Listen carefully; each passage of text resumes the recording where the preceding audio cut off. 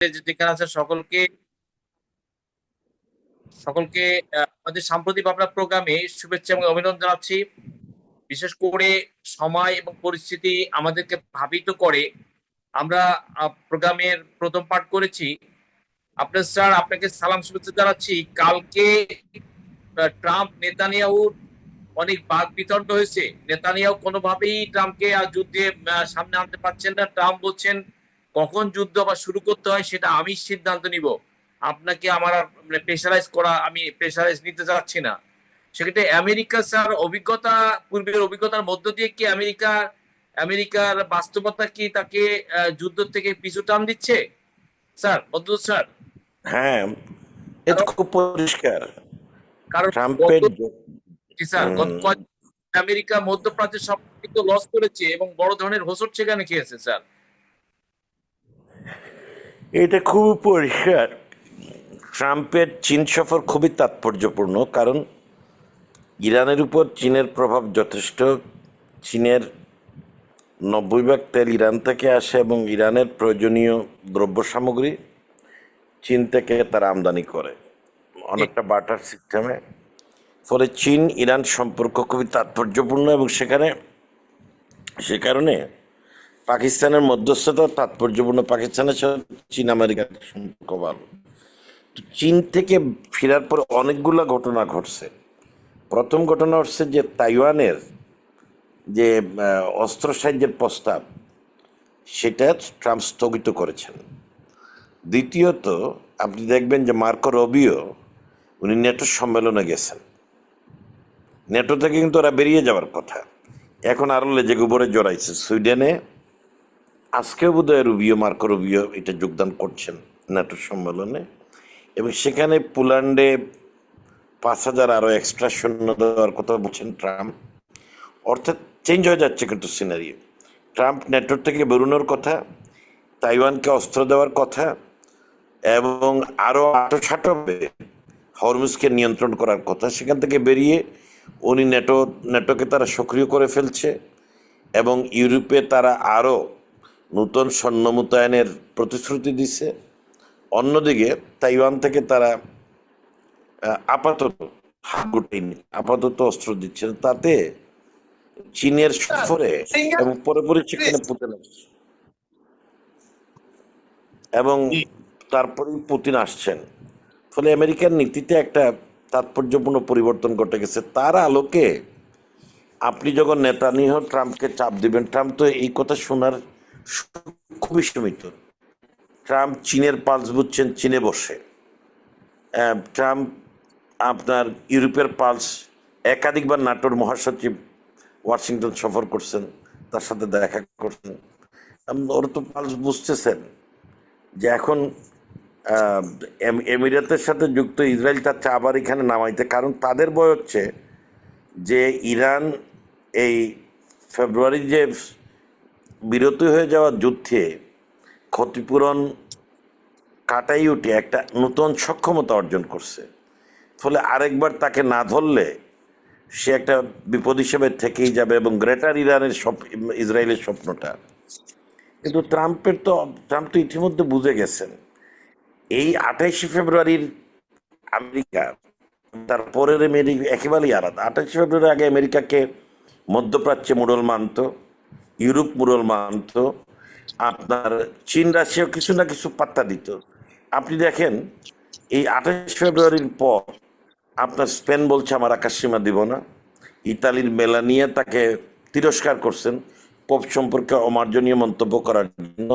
টারবার বলছে আমি হরমুজ প্রণালীর ব্যাপারে করবো না সহযোগিতা। যেমন 40টা ইউরোপীয় রাষ্ট্র তারা এককভাবে তারা বলছে যে আমরা হরমুজের ব্যাপারে আলাদা প্রোগ্রাম নেব। লেটেস্ট ডেভেলপমেন্ট হচ্ছে গ্লোবাল সমুদ্র ফ্লোটিলার ব্যাপারে যে ইসরায়েল যে ইউরোপীয় নাগরিকদের সাথে খারাপ ব্যবহার করছে, সেটা প্রত্যেকটা ইউরোপীয় দেশ কঠোর প্রতিবাদ করছে এবং তারা অনেকেই ইসরায়েলের সাথে সম্পর্ক, আমদানি রপ্তানি এগুলোর উপর হস্তক্ষেপ করছে। তো ফলে নেতানিয়াহুর সাথে যে হানিমুন পিরিয়ডটা ছিল ট্রাম্পের, সেটা কিন্তু শেষ হয়ে গেছে। নেতানিয়াহুকে ধরে যদি ট্রাম্প বাঁচতে চান, তাহলে নেতানিয়াহু সহ ট্রাম্প ডুবে যাবেন হরমুজ প্রণালীতে। সাচি। জি। পাশাপাশি স্যার, আপনার এই আমাদের মাননীয় প্রধানমন্ত্রী তারেক রহমান প্রথমে চীন সফর দিয়ে তার বৈদেশিক যাত্রা মানে সফর শুরু করতে চাচ্ছেন।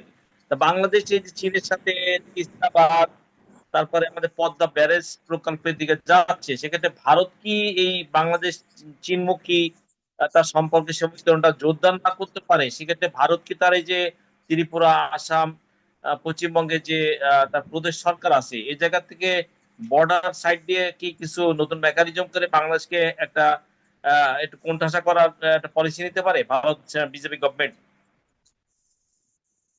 শুনেন, একটা একটা একটা ইরানের মতো দেশ 8 লক্ষ বর্গ কিলোমিটার, আপনার একটা বিশাল আমেরিকা, তার সাথে সৌদি আরব সহ মধ্যপ্রাচ্যের তেরো দেশ, এখানে কার্যকরভাবে মধ্যপ্রাচ্যে কিন্তু সফল হতে পারেনি। আপনি ভারতের আগের সে অবস্থা নাই। ভারত এখন নিজেই সমস্যাগ্রস্ত। ভারতের সাথে ভুটান বাদ দিলে এটা একেবারে ছোট দেশ, কারো কোনো দক্ষিণ পূর্ব এশিয়ার কোনো দেশের সাথে সম্পর্ক ভালো নেই। নেপাল, শ্রীলঙ্কা, বাংলাদেশ, পাকিস্তান, মালদ্বীপ, কারোর সম্পর্ক ভালো নেই। তো ফলে আপনার আপনি ধরে নিতেই হবে ভারত সার্ককে অকার্যকর করে ফেলছে। সে বলে সার্ককে কার্যকর করলে এখানে একটা সন্ত্রাসী রাষ্ট্র চলে আসবে। আর সেই রাষ্ট্র এখন পাকিস্তান, ইরান এবং ইসরায়েলের মধ্যে, ইরান এবং আমেরিকার মধ্যে দুতিয়ালি করে। তাদের রাজধানীতে আমেরিকার সাথে ইরানের শীর্ষ নেতাদের বৈঠকে তারা তো আপনি তুড়ি মেরে উড়িয়ে দিতে পারেন। ফলে এখন যে হরমুজ প্রণালী সহ ইরানে হামলার পরে যেভাবে আমেরিকার মতো একটা বৃহৎ শক্তির অস্ত্র ভাণ্ডার, দূরপাল্লার ক্ষেপণাস্ত্রের সক্ষমতা, 42টা বিমান চলে গেছে, যুদ্ধ বিমান, এগুলো নিয়ে যে মিথ ছিল সেটা প্রমাণ হয়ে গেছে। ভারত সাম্প্রতিককালে পাকিস্তানে যে সার্জিক্যাল স্ট্রাইক করে 5টা বিমান খোয়ালো, এরপরে এখন তো যুদ্ধ আকাশে চলে গেছে। সাথে এখন আপনি বাংলাদেশকে মাঠে স্থলপথে এসে দখল করবেন, একমাত্র পশ্চিমবঙ্গ ছাড়া অন্য দিক থেকে ঢোকার কোনো সুযোগও নাই। তো ফলে এটা আমি কোনো মানে ভারত কিছু করতে পারবে এটা বলি না। আর সুখেন্দু যদি মনে করে, শুভেন্দু, যে বাংলাদেশিদের বাংলাদেশে পাঠাবে, তো আমরা তো শুভেন্দুরে ধরে নিয়ে আসতে পারি। ট্রাম্প তো আপনার ওই যে কোথার থেকে আনছে, যে মাদুরাকে নিয়ে আসছে ভেনিজুয়েলা থেকে অন্যায়ভাবে। আমরা তো রাইটলি শুভেন্দুরে বরিশালে নিয়ে আসতে পারি। শুভেন্দু তো বরিশালের লোক। সে যে বারবার বলতেছে বাংলাদেশে পাঠাইতে হবে, ওরই তো প্রথম আসা উচিত। কোনো লজিক নাই। শুভেন্দুর মতো অনেক বাংলাদেশি ভারতে আছে, কিন্তু আমরা তাদের নাম জানি। আমি নিজে অনেক লোকের নাম জানি। আমরা যদি এগুলো চেষ্টা করি, আমরা মিডিয়া দিতে পারি। আমরা সবাই মিলে চেষ্টা করলে লক্ষাধিক মানুষের নাম আমরা দিতে পারি যারা বাংলাদেশের লোক ওইখানে বিজেপি করে। তো এই জন্য আমি মনে করি এটা খুবই যথার্থ। চীন গোবিন্দবাবু তো কেন? সিদ্ধান্ত নিয়ে পশ্চিমবঙ্গের তো লক্ষ লক্ষ হিন্দু কমিউনিটিকে, দরিদ্র মানুষকে আরো বিপদে ফেলে দিয়েছে। তারা এখন রামদা নিয়ে থানা ঘেরাও করতেছে মহিলারাই। সাম্প্রতিক দেখা গেল কয়েকটা থানা ঘেরাও করতে গেছে রামদা নিয়ে মহিলারা, এবং বলতে, শুভেন্দ্র আমাদের সামনে আসো, আমরা তোমার সাথে লড়াই করবো। আমাদেরকে আমার ধারণা, ভারতে নরেন্দ্র মোদী একটা জগদ্দল পাথর। সে বসে গেছে, সে নামতে চাইবে না। সম্ভবত ভারতে নরেন্দ্র মোদীর আমলে একটা গণ অভ্যুত্থান হবে, যেটা ভারতে অকল্পনীয়। অসংখ্য রাজ্যের দেশ, সেনাবাহিনী হিটারোজিনিয়াস, বিভিন্ন সূত্র থেকে আসছে। তারপরেও আমার একটা ধারণা, আপনি দেখেন মানে আমাদের মণিপুর উত্তপ্ত, ইসফলে প্রচুর আন্দোলন হয়েছে, সেভেন সিস্টার্সে প্রবলেম আছে, পশ্চিমবঙ্গে 90 লাখের মতো ভোটার আপনার মানে শেষ মুহূর্তে এসে তো আরো 27 লাখ বাদ দিছে, টোটাল 90 লাখ বাদ দিছে। আপনি এর মধ্যে মুসলমান বেশি, এটা কি মগের মূল্য? ভারতীয়রা কি ছেড়ে দিবে? এবং ভারত ভূখণ্ডে মুসলমান যারা আছে এরা কিন্তু বাংলাদেশের মতো না, কেউ মাইন্ড করবেন না। সত্য কথা হচ্ছে, বাংলাদেশে হিন্দু সম্প্রদায়ের লোকেরা বাংলাদেশে কামাই টামাই রিটায়ার করার সময় যখন প্রচুর সম্পদ হয় সেগুলো নিয়ে, এবং আগে থেকে ভারতের সম্পদ যেগুলো করে ভারতে যায়, অনেক নাম আমি দিতে পারি। কিন্তু পশ্চিমবঙ্গ থেকে বা ভারতের অন্যান্য অংশ থেকে পাকিস্তানে বা বাংলাদেশে কটা মুসলমান আসছে ভারত থেকে। ফলে ভারতের মুসলমানরা ভারতীয় হিন্দুদের চেয়ে দেশপ্রেমিক। আয়েশা নামে যে কর্নেল আয়েশা, এই সার্জিক্যাল স্ট্রাইকের সময় ব্রিফিং করলো, সে তো একজন মুসলমান, তাকে নিয়ে ওরা বিরূপ মন্তব্য করছে। ভারতের একাধিক রাষ্ট্রপতি মুসলমান ছিলেন, সেনাপ্রধান ছিলেন, প্রধান বিচারপতি ছিলেন, এবং তারা কখনোই ভারতের প্রতি তাদের রিলিজিয়াস আনুগত্যের কোনো কমতি ছিল না। আজকে ভারত, ইসরায়েল, এরা যে উগ্র একটা একটা ধর্মীয় রাষ্ট্র প্রতিষ্ঠার চেষ্টা, আপনি দেখেন ইসরায়েলিরা খুব গর্ব করে এটাকে ধর্মযুদ্ধ বলে। আমি দেখলাম শুভেন্দুও বলতেছে ধর্মযুদ্ধ পার্লামেন্টে, তার দলের মেম্বাররা বলতেছে, মানে আপনার পশ্চিমবঙ্গের রাজ্যসভায় যেইটা, বিধানসভায় যেইটা একটা ধর্মযুদ্ধ। অর্থাৎ এই যে তারা হিন্দুত্বের জয়, রাম রাজত্বের জয়, এইটা হিসেবে দেখাচ্ছে আর কি। ফলে ভারত এখন কোনো মানে গণতান্ত্রিক রাষ্ট্রের কোনো আদর্শ না, তার নির্বাচন ব্যবস্থার মধ্যে পচন ধরছে। ভারতে গণ অভ্যুত্থান হবে বলে আমার মনে হয়, যদি এরা যদি কারেক্ট না হয়। কে আসবে না আসে ভারতের জনগণ ঠিক করবে, কিন্তু এখন যারা আছে তাদের জনসমর্থন নিয়ে আমাদের আমাদের এখন সিরিয়াস সন্দেহ আছে। ভারতের যে নির্বাচন কমিশন অনেকদিন ধরে তারা আস্থা ধরে রাখছিল, এখন কিন্তু সেটার মনে হয় না। আপনি নির্বাচনের 15 দিন আগে বড় বড় রাজ্যে আপনি মানে নির্বাচনী তালিকা সেটা সংশোধন করা, বাদ দেওয়া, এটা তো নির্বাচনী এথিক্সে পড়ে না। তফসিল ঘোষণার পরে আপনি কি ভোটারে হাত দিতে পারেন? তফসিল ঘোষণা হবে তালিকা সহ, সেই তালিকা দিয়ে নির্বাচন হবে। সুতরাং ভারতের এটা এটা আসবে না। আর আমি পশ্চিমবঙ্গের শুভেন্দুর বাড়াবাড়ি সম্পর্কে আপনারা বলি, শুভেন্দু তো বাংলাদেশে আসতেই পারবে না। বাংলাদেশে হামলা করা তো দূরের কথা, পশ্চিমবঙ্গের খুদ কলকাতায় শুভেন্দুরা কতটুকু নিরাপদ আগামী কয়েকদিনে বোঝা যাবে। এই পাগলামির জন্য কোনো দেশে কোনো সরকার কেউ বানায় না যে আপনি ক্ষমতায় আসবেন কুরবানি বন্ধ করে দিবেন, আপনি ক্ষমতায় আসবেন মাদ্রাসায় বন্দে মাতরম পড়াইতে বাধ্য করবেন। এটা মানবে না তো। দেয়ালে যাদের পিঠ ঠুকে যাবে তারা বেরিয়ে আসবে। তারপরে যারা মানে উন্নত চিন্তার হিন্দুরা আছেন, যারা নাগরিক অধিকারের প্রবক্তা, তারাও বেরিয়ে আসবেন। পশ্চিমবঙ্গে একটা ভালো সিভিল সোসাইটি আছে, ভালো সিভিল সোসাইটি আছে। আমাদের জুলাই বিপ্লবের সময় তারা অনেক সমর্থন করছে, এবং জুলাই বিপ্লবের পরে আমি যখন পশ্চিমবঙ্গে গেছি, মানে ব্যাপক সংখ্যক মানুষ বিরুদ্ধে ছিল, কিন্তু অনেক পক্ষাবলম্বীরাও ছিল। ফলে একটা একটা মিথস্ক্রিয়া হবে সেখানে। শুভেন্দু যদি রাজ্যের উন্নয়নে মনোযোগ দেন, যথার্থ জনপ্রিয়তা ভালো কাজের মধ্যে অর্জনের চেষ্টা চালান, ভালো। শুভেন্দু যদি মনে করেন পশ্চিমবঙ্গে পশ্চিমবঙ্গে ধর্মীয় উগ্রবাদের জিগির তুলে নরেন্দ্র মোদীর ভোট বাড়াবেন, তাহলে পশ্চিমবঙ্গ থেকে নরেন্দ্র মোদীর পতন আগামী নির্বাচনে শুরু হবে। আমি একদম নিশ্চিত এটা নিবে না। পশ্চিমবঙ্গ ভারতের অন্যান্য রাজ্যের মতো নয়, এর রাজনৈতিক লেভেল অনেক হাই।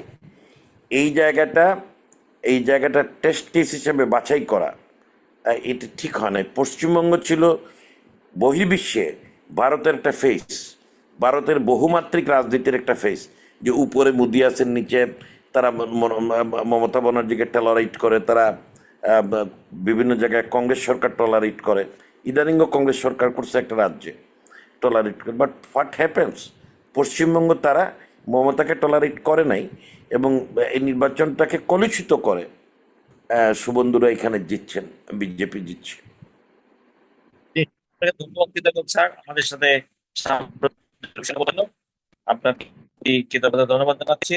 দর্শকবৃন্দ, 24 ডিজিটাল নিউজে আমরা পশ্চিমবঙ্গ এবং ইরান যুদ্ধ, আমেরিকা যুদ্ধ পরিস্থিতি নিয়ে আলোচনায় আছি। আমাদের সাথে আরো যুক্ত আছেন অধ্যাপক doctor Azizur Rahman, advocate Masud Pradhania, advocate Baddus sir, আপনাকে কৃতজ্ঞতা ধন্যবাদ জানাচ্ছি। অধ্যাপক doctor Azizur Rahman sir, hello, অধ্যাপক ডক্টর আজিজুর রহমান স্যার শুনতে পাচ্ছেন? নাই, আর কেউ নাই, অ্যাডভোকেট মাসুদ প্রধানিয়া শুনতে পাচ্ছেন? একজনও নাই। স্যার, আপনাকে ধন্যবাদ কৃতজ্ঞতা জানাচ্ছি। এবং দর্শকবৃন্দ, সাম্প্রতিক সময়ে বাংলাদেশে রামিসা রামিসা নামে একটা মেয়ে নৃশংসভাবে ধর্ষণের শিকার হয়েছেন। ধর্ষণের শিকার না, তার মানে মানে মস্তক বিচ্ছিন্ন করা হয়েছে, এবং আমরা এটা এটা লোমহর্ষক একটা ঘটনা ঘটে গেছে। তো এই যে ট্র্যাজেডিক ঘটনা আমাদের সমস্ত বিবেকবান মানুষদেরকে নাড়া দিয়েছে। আমরা এটাকে সহজেই আমাদের বিবেকের জায়গা থেকে নিতে পারছি না। তো সেক্ষেত্রে আমাদের বাংলাদেশের এই ট্রেনটা দ্রুত বদলায়, সেক্ষেত্রে নবনির্বাচিত সরকারের মাননীয় প্রধানমন্ত্রী তারেক রহমান নিজে সেখানে গেছেন, গার্ডিয়ানদেরকে আশ্বস্ত করেছেন যে আর্লিয়ার এটা বিশেষ ট্রাইব্যুনাল নিয়ে বিচার এটা কার্যক্রম করবেন, এবং পাশাপাশি এবং তার বড় বোনের দায়িত্ব নিয়েছেন। কিন্তু সাম্প্রতিক সময়ে শিশুদের উপরে নির্যাতন বেড়ে গেছে, তাদের ধর্ষণের পরে তাদেরকে হত্যা করা হচ্ছে। তাহলে আমাদের স্বদেশের ভেতরে এই মানচিত্রগত ভেতরে যে আমরা পলিটিক্যাল স্টেবিলিটির দিকে যাই, কখনোই কিন্তু পূর্বে এটা সুখকর ইতিহাস ছিল না। আপনার বঙ্গবন্ধুর সেই ট্রাজেডিক মৃত্যুদণ্ড, তারপর প্রেসিডেন্ট জিয়া রহমানকে তাকেও কিল করা হয়েছে, এবং আমাদের কখনো আমাদের কোনো পলিটিক্যাল গভর্নমেন্ট স্টেবিলিটির দিকে যাক, সেই জায়গা থেকে জাতীয় আন্তর্জাতিক পর্যায়ে নানান ষড়যন্ত্র হয়েছে। এই নানান ষড়যন্ত্রের মধ্য দিয়ে বাংলাদেশের সময় বাস্তবতাকে অতিক্রম করতে হচ্ছে। তাই আমরা চাইবো বাংলাদেশে যেমন রাজনৈতিক স্থিতিশীলতা আসুক, বাংলাদেশে ইন্টারনালি জাতীয় আন্তর্জাতিক পর্যায়ে কোনো ষড়যন্ত্র যেন আমাদের গণতন্ত্রের সামনে যাত্রাকে বাধাগ্রস্ত না করতে পারে। পাশাপাশি রামিসা বলুন, আসিয়া বলুন, যেসব নির্মম শিশুদেরকে মানে হত্যাযজ্ঞের শিকার করা হচ্ছে, এই নৈতিক অবক্ষয় থেকে বাংলার জন্য নিজেকে রক্ষা করতে পারে। সময়ের প্রয়োজনে যুগোপযোগী আইন করতে হবে, এবং প্রয়োজন হলে বিশেষ ট্রাইব্যুনাল করে সমস্ত অপরাধীদের এই মস্ত অপরাধীকে থামিয়ে দেওয়ার সেই বাস্তব দিকে যেতে হবে। পাশাপাশি পশ্চিমবঙ্গ, ত্রিপুরা, আসাম, যেখানে বিজেপি থাকুক না কেন, বাংলাদেশ জন্য নিজের মেরুদণ্ড সোজা করে সার্বভৌমত্বের উপরে দাঁড়াতে পারে, এবং বাংলাদেশ জন্য আবার নিজের গণতন্ত্র নিজেকে রক্ষা করতে পারে, স্বাধীন সার্বভৌমত্ব জায়গায় সে বাংলাদেশ রক্ষা করতে পারে। আর বাংলাদেশের জনগণ নির্বাচনমুখী গণতান্ত্রিক সরকার চায় সবসময়। বাংলাদেশের জনগণ তাদের আকাঙ্ক্ষা সরকার চাই, সার্বভৌমত্বকে রক্ষা করে। এই বাস্তবতায় বাংলাদেশের জনগণ যাতে এই জায়গায় আসতে পারে এবং সেই অবস্থানে আমরা থাকতে পারি। এই জন্য আমি এতক্ষণ এই এই সময় আমাদের অ্যাডভোকেট বদরুল স্যার আমাদের সাথে যুক্ত হয়েছেন, যুক্ত কথা বললেন। স্যারকে আমরা ধন্যবাদ, কৃতজ্ঞতা জানাচ্ছি। এই দেশ আমার আপনার সকলের, এবং এই বাস্তবতায় আমি অ্যাডভোকেট বদরুল স্যার আছেন। জি আছে। এই সাম্প্রতিক সময় কালকে একটা লোমহর্ষক ঘটনা ঘটে গেল। রামিস একটা মেধাবী মেয়ে, সে স্কুলে যাবে, তার একটা বিকৃত মস্তিষ্ক লোক তাকে রেপ করে, তার খণ্ড বিখণ্ড বিচ্ছিন্ন করে, এটি একটা ঘটনা। আসিয়া একটা মাগুরা ঘটনা। আমাদের আসলে কি আহ পূর্বে মানে আমাদের দেশ মানচিত্র নিয়ে জাতীয় আন্তর্জাতিক পর্যায়ে নানান ধরনের খেলোয়াড়রা ষড়যন্ত্র করে যায়, যাতে আমরা কখনো স্থিতিশীলতা অবস্থায় যেতে পারি না, গণতান্ত্রিক পথে বাংলাদেশ হাঁটতে না পারে। সাম্প্রতিক তো 1.5 বছর আমাদের সাথে ভারতের আপনার পররাষ্ট্রনীতি সম্পর্কের জায়গাতে একটা ধরনের একটা গ্যাপ ছিল, এতে নির্বাচিত সরকার স্টেবল অবস্থা থেকে না যেতে পারে এবং বাংলাদেশ যাতে ঘুরে দাঁড়াতে না পারে। এই জায়গা থেকে আপনার অবজারভেশন জায়গা থেকে এসে ভারত বলুন আর আদার্স বলুন, আমাদের বিরুদ্ধে তো সবসময় ষড়যন্ত্র কম বেশি ছিল। দেশের ভেতরেও এনটি কান্ট্রি একটা গ্রুপ আছে, মানে তারা বাংলাদেশের হয়তো তারা সেটা পলিটিক্যাল বলুন আর এনজিও গ্রুপ বলুন, তারা বাংলাদেশের ভেতর থেকে নিজের স্বার্থটাকে নিজের সার্বভৌমত্বের বাংলাদেশ চায় না, গণতন্ত্রের বাংলাদেশ চায় না। কম বেশি বাংলাদেশের মানচিত্র নিয়ে, ভূখণ্ড নিয়ে ষড়যন্ত্র হয়েছিল, হচ্ছে। সেক্ষেত্রে সাম্প্রতিক কিছু ঘটনা কি আমাদের ইন্টারনাল, স্যার সাম্প্রতিক দেখেন মাদক দ্রব্যের টেন্ডেন্সিটা বেড়ে গেছে, ইন্টারনাল মব কিছুটা সরকার নিয়ন্ত্রণে। এই যে শিশুদের উপরে অত্যাচার, তাদের হত্যা করা, রেপ বা নানান ধরনের এই বিষয়গুলো দেখছেন, এই বিষয়টা নিয়ে আপনি নাগরিক হিসাবে এই বিষয়গুলো কিভাবে দেখেন স্যার? এটা খুবই খুবই দুর্ভাগ্যজনক, কিন্তু আমি এটার সাথে সরাসরি রাজনীতিকে জড়িত করব না। রামিসা একটা শিশু, সে রাজনীতির অনেক ঊর্ধ্বে, একটা নিষ্পাপ শিশু। জিয়াউর রহমান, শেখ মুজিব তারা রাজনৈতিক ব্যক্তিত্ব ছিলেন। এর আগেও রাজা মানে বাদশার ছেলে বাদশাকে মারছে। আপনি জানেন যে বাদশাকে বন্দি করছে, তার ছেলে করে নিজে বাদশা হয়েছে। এগুলো অনেক ঘটনা আছে, রাজনীতির হিসাব আলাদা। কিন্তু এটা তো রামিসা একটা শিশু, এবং স্কুলগামী শিশু, কোমলমতি শিশু, এবং তার সাথেই যে আচরণ করছে, আমি তাকে কোনো তার রাজনৈতিক পরিচয় নিয়ে আমি উৎসাহী না। সে একজন পাষণ্ড, অমানুষ। এবং এরকম ঘটনা 2-4টা ঘটলে মনে করার কোনো কারণ নাই যে এই দিয়ে একবার আইন শৃঙ্খলা অবস্থায় ভেঙে পড়ছে। কিন্তু দ্রুত অ্যাকশন না নিলে সন্দেহের একটা অবকাশ আছে।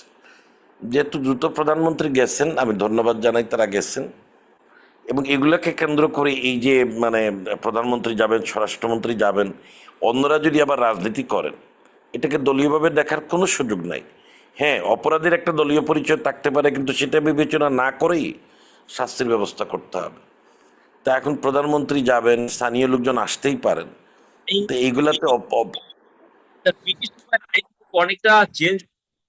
আপনি এখন দেখেছেন রাজনৈতিকভাবে সরকার ভাবে তো সংবিধান পরিবর্তন বলুন, আইনি বিদ্যুৎ বলুন, সবসময় তো রাজনীতির স্বার্থে রাষ্ট্র কাঠামোকে নিয়ন্ত্রণের জন্য আইন বা বিধি হয়েছে। এক্ষেত্রে যুগোপযোগী যদি এই নারী নির্যাতন, শিশু হত্যার আইনি বিধি যদি সমাজ বাস্তবতায় এটা পরিবর্তনের মানে যুগোপযোগী করা, সংস্কার করা, পরিবর্তনের ডিমান্ড যদি করে সে জায়গাতে আমরা সরকার। আমরা আমরা আমরা আমরা ফৌজদারি কার্যবিধিতে আমরা হত্যা সর্বোচ্চ শাস্তি মৃত্যুদণ্ডের বিরোধী, আমি নিজেও বিরোধী। কিন্তু যদি কিছু কিছু ক্ষেত্রে মৃত্যুদণ্ড দেওয়া হয়, তার মধ্যে আমি এই ধর্ষণের মাধ্যমে হত্যা যেটা, আমি সেটা প্রেসক্রাইব করব, যেটা মৃত্যুদণ্ড দেওয়া উচিত। শিশু, তারপরে ধর্ষণ, তারপর নৃশংস বা হত্যা, টুকরা টুকরা, এগুলোর জন্য মৃত্যুদণ্ডের বিধান থাকলে আমি মনে করি যে এই আইন সংস্কার করলে, এবং এটা দ্রুত বিচার ট্রাইব্যুনালে দেওয়া উচিত, এবং এটা প্রতিদিন মামলা হওয়া উচিত, প্রতিদিন 1 ঘন্টা করে হোক। এই মামলা যেন এমন না হয় প্রথমে একদিন উঠলো, তারপর 15 দিন পরে 10 দিন, এটা একটা জরুরি মামলা, এটা চলতেই থাকবে। ক্রমাগত দৃষ্টান্ত স্থাপন করতে আমাদের, যে ফৌজদারি মামলা যেটা স্পর্শকাতর, যেটার জন্য সারা দেশের মানুষ উন্মুখ, সেটার জন্য আমি ধারাবাহিকভাবে কাজে লাগাই। এটার জন্য আমি বসে থাকবো না। হ্যাঁ, পুলিশ রিপোর্ট পাইতে টাইতে দেরি হইতে পারে, তারপর যেন বিচার কার্যটা ধারাবাহিকভাবে চলে, একটানা চলে। এই সংস্কারগুলো আইনে করতে হবে। মৃত্যুদণ্ড ইন কেস অফ ধর্ষণ, তৎসহ মৃত্যু, যদিও ধর্ষণ আর মৃত্যু একসাথে আছে, মৃত্যুদণ্ড আনা, একটানা বিচারের ব্যবস্থা করা এবং দ্রুত বিচারের ব্যবস্থা করা।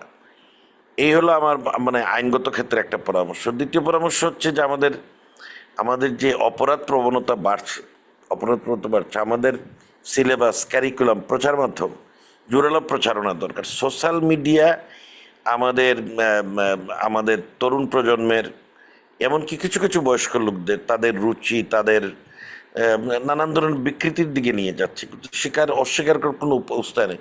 এর যে স্ট্রং প্রচারণা দরকার। সোশ্যাল মিডিয়া যারা ইতিবাচক কাজ করেন, সোশ্যাল মিডিয়ায় যারা একটা পজিটিভ কিছু করতে চান, তাদের উচিত এইসব কন্টেন্টসের বিরুদ্ধে জোরালো কন্টেন্টস দেওয়া। খুবই খারাপ অবস্থা। তা আর আজকাল আপনার মানে আমি তো বলতেই বাধ্য হচ্ছি, আজকাল যারা সোশ্যাল মিডিয়া রাজনীতি করতেছেন, তাদের তো আমি মনে করি যে এদের তো পাগলাগারদে পাঠাই দেওয়া উচিত। এত সব বাজে বাজে কথা বলেন। একজন মনে করা যাক যে এমপি, একজন মন্ত্রী, একজন প্রধানমন্ত্রী, যা তা কথাবার্তা বলেন।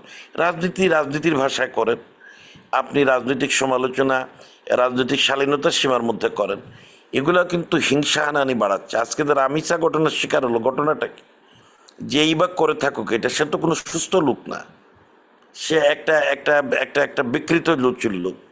তার মধ্যে সে হত্যা করছে, তার মানে একটা নিষ্ঠুরতা আছে তার মধ্যে।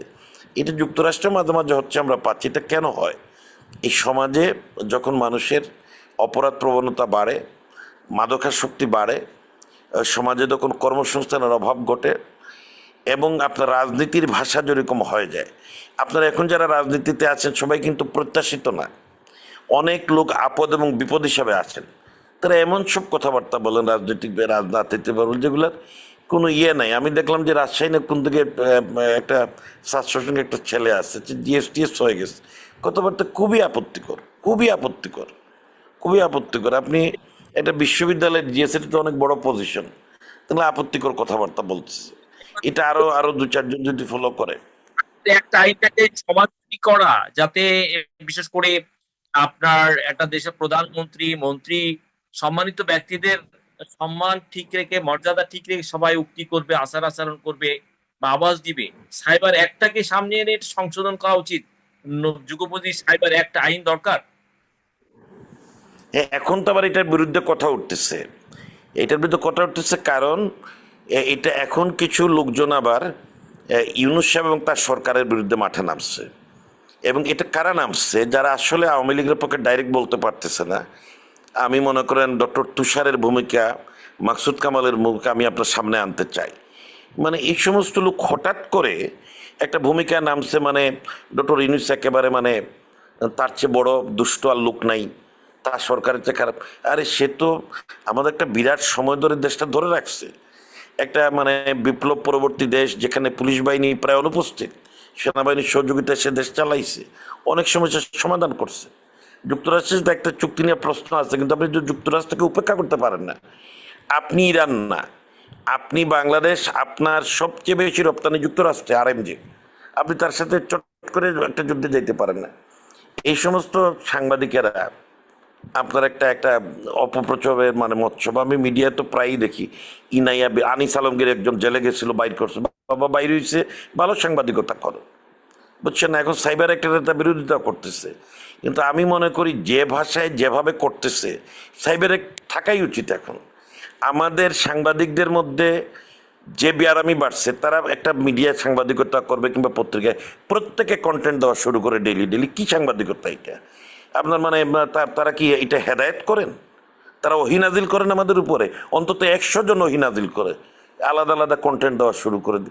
এদের এদের এইসব কথা বলার আগ্রহের কারণটা কি? কে তাদের ফাইন্যান্স করে? এবং দেশের বিরুদ্ধে কথা বলে, সরকারের বিরুদ্ধে কথা বলে, সরকারের বিরুদ্ধে কথা বলে জামাত এনসিপি পার্লামেন্টারি সিস্টেম বিরুদ্ধে তারা সংসদে গিয়া করবে।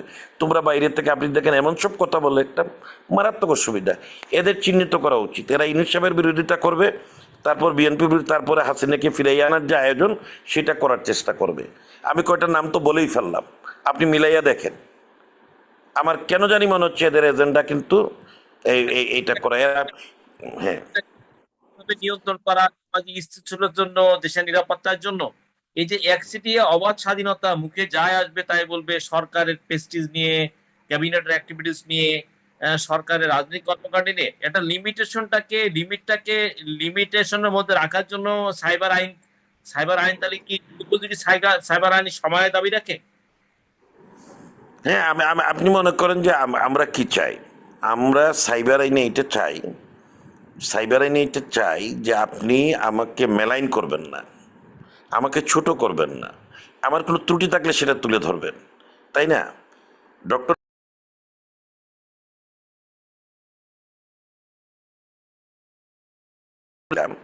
যে আপনি এইভাবে, এমনকি বর্তমান প্রধানমন্ত্রীর সম্পর্কে অনেক নোংরা কথাবার্তা বলে ফেলে, এই যারা বলে এরা মানে এরা এরা এই কথা বলার মতো পজিশনেও নাই। আপনি ডাকসুর একজন নেতা, ডাকসুতে সে ডাকসুর পুরা মেয়াদে কাজ করলো না, বিয়ে শাদির সময় এসে গেছে, বিয়ে শাদি করছে, ডাকসু থুইয়া গিয়েছে, জামাতের ইলেকশন ক্যাম্পেইন করছে, এখন আবার আপনার মেয়রের জন্য দাঁড়াচ্ছে। এটা কি?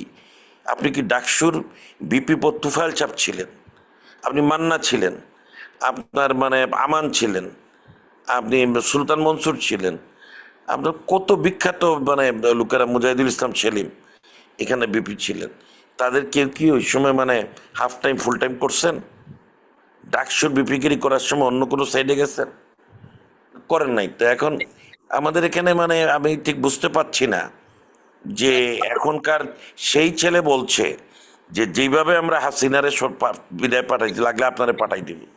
এটা কোনো রাজনীতির ভাষা না, এটা কোনো রাজনীতির ভাষা না। তার ক্যাম্পাস কার্যক্রমের মধ্যেই থাকা এবং রুলস এন্ড রেজুলেশন আছে, তাই সে ক্যাম্পাসের বাইরে জাতীয় রাজনীতি খবর ভিত্তিক করবে, সমাজটাকে নিয়ন্ত্রণ করবার জন্য তার অবাধ কার্যক্রম চালিয়ে যাবে। সেক্ষেত্রে তো বিশ্ববিদ্যালয় ছাত্র সংসদ এবং বিশ্ববিদ্যালয় শিক্ষার একটা রুলস রেজুলেশন আছে। এটা তো এখানে এই জায়গাতে মানে বিশ্ববিদ্যালয়ের রুলস রেজুলেশন এবং ছাত্র সংসদের রুলস রেজুলেশনের ভেতরে তো থাকা উচিত। সে জাতীয় রাজনীতি খবর ভিত্তিক করবে, জাতীয় রাজনীতির কে নিয়ে সামনে এনে তার অ্যাক্টিভিটিস করবে। এটা সাংঘর্ষিক হয় না শিক্ষার সাথে? পুরাপুরি সাংঘর্ষিক। ছাত্র শিবিরের ক্যান্ডিডেটরা পাবলিক ইউনিভার্সিটি গুলোতে যখন জিতে আসছে, কিছু কাজ করছে, ওরা হয়তো করছে, কিন্তু আমাদের একটা আশা ছিল যে ছাত্রদল বা ছাত্রলীগের তুলনায় বেটার ওয়ে হবে, বেটার এনভায়রনমেন্ট আসবে, কিন্তু সেটা হয় নাই, সেটা হয় নাই। ওদেরকে কেউ না কেউ ধারণা দিচ্ছে, তুমি সাদেক ক্যাম্প জাতীয় নেতা হয়ে গেছো, তুমি ফরহাদ ন্যাশনাল ফিগার হয়ে গেছো, তোমরা এখন ন্যাশনাল রাজনীতি নিয়ে বলো। তো এই একটা অবস্থায় তারা চলে গেছে। জুলাইতে আমাদের জুলাই যোদ্ধারা বলছে জাতির কথা, তরুণ ছেলেরা বলছে, কিন্তু ডাকসুর তার একটা নিজস্ব ঐতিহ্য আছে। ঢাকা বিশ্ববিদ্যালয়ের ছাত্রছাত্রীরা তাদের একটা আশা আকাঙ্ক্ষা নিয়ে যাদের নির্বাচিত করছে, ডাকসু রাকসু টাকসু, সেখানে ম্যান্ডেটের মধ্যেই থাকা দরকার ছিল আর কি। এতে বোঝা গেল যে এরা এরা আসলে দলীয় ম্যান্ডেট নিয়ে কাজ করে। এরা এখনো জামাত বা তার ছাত্র সংগঠন আপনার জনগণের ম্যান্ডেট বা ছাত্রদের ম্যান্ডেট, ছাত্রদের ম্যান্ডেট, সেটা তারা ভোট পাইলেও কনসিডার করে না। সুযোগ পাইছিল, কিন্তু আমার মনে হয় না ভবিষ্যতে তাদের চান্স আর আছে। আপনি যদি মানে জেনারেল স্টুডেন্টদের ম্যান্ডেটটা না বুঝেন, চাহিদা না বুঝেন, আপনি ক্ষমতা যে সুযোগ নিয়ে আপনার নিজের এজেন্ডা বাস্তবায়ন করার চেষ্টা করেন, এটা তো খুবই খারাপ হবে। এবং এটাও কিন্তু এই ছাত্র সংসদগুলা বেয়াদবি, আপনার অপরিণামদর্শী মন্তব্যের একটা সূতিকাগার হয়ে উঠছে আর কি। আপনার যে কোনো জায়গা থেকে এইসব শব্দ উৎপাদন হচ্ছে। আপনি যেটা সাইবারের কথা বলছেন, এই ছাত্র সংসদগুলো কিন্তু তার একটা ল্যাবরেটরি এখান থেকে তৈরি হচ্ছে। এবং এদের অনেক নামটাম দেয় মিডিয়ায়, সোশ্যাল মিডিয়ায় অসম্ভব বাজে বাজে কথা বলে, বাজে বাজে কথা বলে। এটাতে এখন সাইবার ডিটেকটিভ ব্রাঞ্চ যেগুলো আছে তাদের অ্যাক্টিভ হওয়া উচিত। আমি বলি যে আমাদের এখন যে অপরাধ প্রবণতা বৃদ্ধি, আমাদের রাজনৈতিক ক্ষেত্রে যে আপনার মানে একটা অপরাজনীতি এবং অপভাষার প্রয়োগ, অশ্লীলতার, এগুলোর ক্ষেত্রে সাইবার আইনের প্রয়োগ দরকার নৈর্ব্যক্তিকভাবে। সরকার যেন এটা আবার দমন পীড়নের হাতে হিসেবে ব্যবহার না করে। দু চারজন ধরা পড়লে, দু চারটা কেস উদ্ঘাটন করলে, আপনি দেখেন সাথে আমাদের এখানে যে সোশ্যাল মিডিয়ার কন্টেন্টস আপনার এটা এক্সপার্টরা পরীক্ষা করে দেখা গেছে 80% ফলস। এখন আমরা তো এখন সোশ্যাল মিডিয়াটা, আমি তো মেইন স্ট্রিম মিডিয়া খবর 1 ঘন্টা পরে হয়, 2 ঘন্টা পরে হয়।